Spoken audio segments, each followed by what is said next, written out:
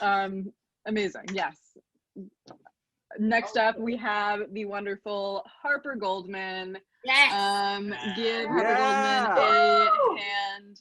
Hey. Woohoo! So Love you, Harper. All right. So this is weird, right? I feel like everyone says that at some point. I haven't done that much Zoom comedy, but I imagine everyone turns into like a CNN anchor circa 2017 and goes, "This is not normal." But like the Zoom comedy thing, it's weird.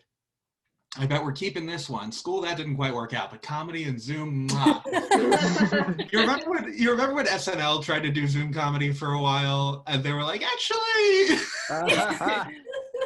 like, you know, the quality control that they have over at SNL, those SNL tastemakers who draw a line in the sand. That's the same show that's been putting Mikey Day in every sketch for 5 years. They said, no more. Said, that's enough. The same show that did those Trump cold opens every week, like, they didn't even write them after a while. They just put Baldwin in a bunch of makeup and just, like, sort of shoved them out there. By the way, aren't you guys so glad that we won't have to see any bad sketch comedy, any fucking TikTok Trump song parody shit ever again? Until 4 years from now, when he comes back like fucking Justin Bieber, shitty little mustache and some kind of wife. Y'all ain't ready for Trump's yummy era, by the way. He's gonna come down that escalator to lo-fi hip-hop beats to chill and study to. Oh, God. It's really more of a Democrat thing. That's something one of those twinks they run in like Missouri would do, you know? You know those guys, like the guys that get paid $36 million to learn how to talk like Obama and then they lose? They're like, let me be clear. Love is love. And meanwhile, the Republican guys like fucking Slimer is one of these ghouls. Spent the past 4 years being like, only blood can sustain me. And now they're like, I'm very concerned about the lack of civility. Cancel culture, as if Trump wasn't over there being like, Bette Midler was very rude to me.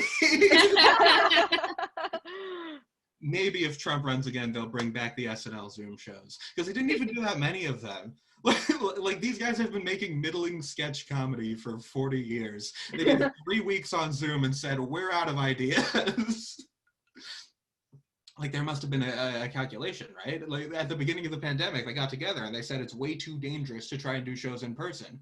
And then they did a Ben Stiller's worth of Zoom shows, and suddenly putting everyone in danger didn't seem so bad. So that's kind of the state of comedy on Zoom. My friend actually went to a Zoom comedy show the other day, and the first person up was this Israeli guy. Present company excluded. But I don't know if you've ever seen an Israeli comedian, but their whole thing is like being mean to you. A lot of them, you know, it's like not exactly roasting, but it's more like when you have a bunch of family over and they like ask you how school's going, and you start to like tell them like where you're going and what they study and what you study, and they're like,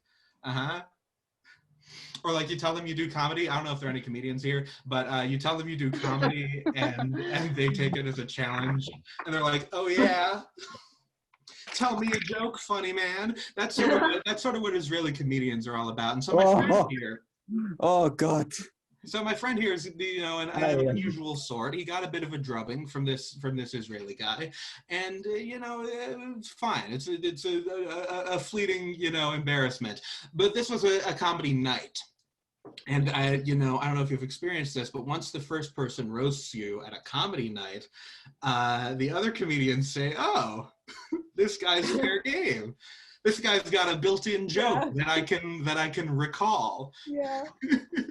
And so every comedian takes a jab at my friend, as if they were, you know, lining up at the dunk tank. It's like when you got dunked, you landed on another chair above even colder water, and you could just sort of keep getting dunked into the different like depths of discomfort until you just vanished into the abyss, like Dante's Inferno. Like this guy got like deconstructed that night. He came home on a speed run. He waddled back into the ocean on his belly with like a KFC plankton bucket. Such was this pummeling he received at the Zoom comedy night. So I guess the lesson is, if you're thinking of going to a Zoom comedy show, not unlike the one that we're having right now, don't. Right. Right. I didn't even need to play Meshuggah. You know what? I Yeah. will anyway. Okay. Oh, yeah. I know you wanted to. I was like,